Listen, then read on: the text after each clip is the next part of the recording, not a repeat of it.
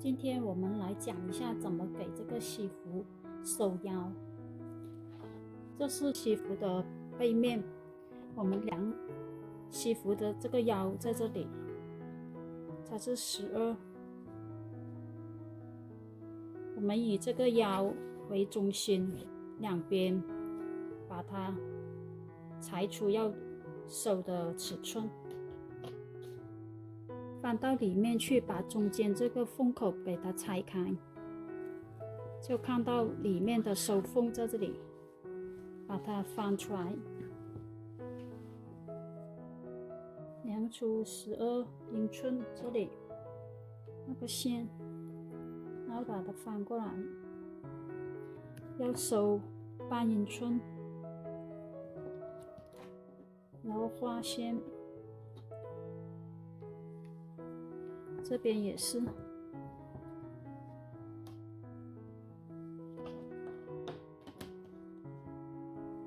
到时候把它车缝起来，就可以把这个西服给收腰了。同样，这里也是，这个是后片的中间，这个是侧边，边也画，这个是与这边是同一个水平，然后也画一根线，到时候把它车缝起来。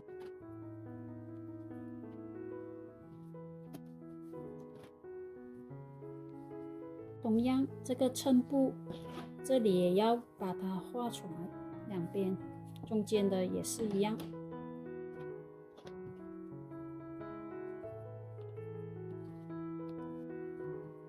这个开口是最后的缝合阶段。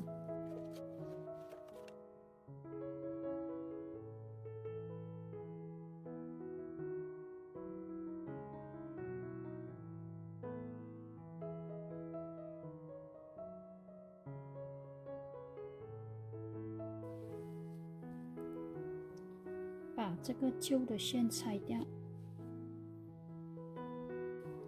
接下来我们把它熨烫平整。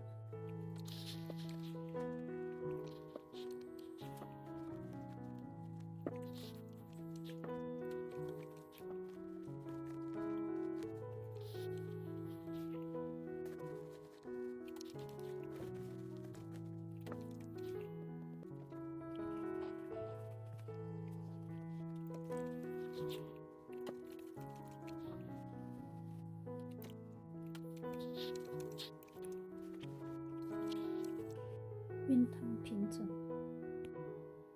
最后就是把这个开口，